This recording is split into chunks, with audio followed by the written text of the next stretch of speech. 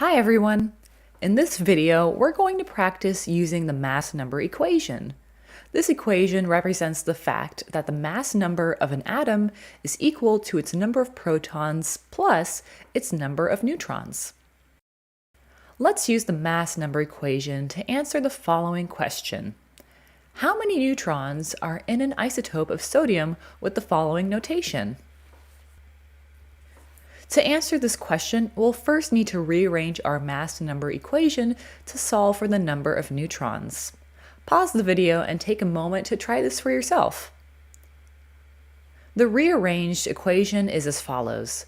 The number of neutrons equals the mass number minus the number of protons. Based on this notation, we know that this sodium isotope has a mass number of 23 and an atomic number of 11.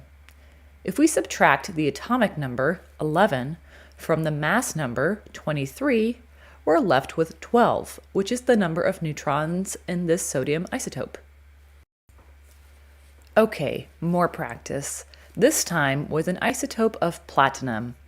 How many neutrons does this isotope have based on the following notation? Pt-195.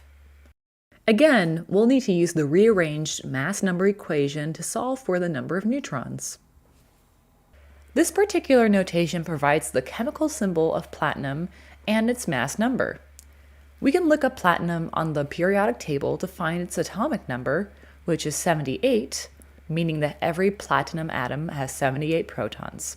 We can subtract the atomic number, 78, from the mass number, 195, to get 117.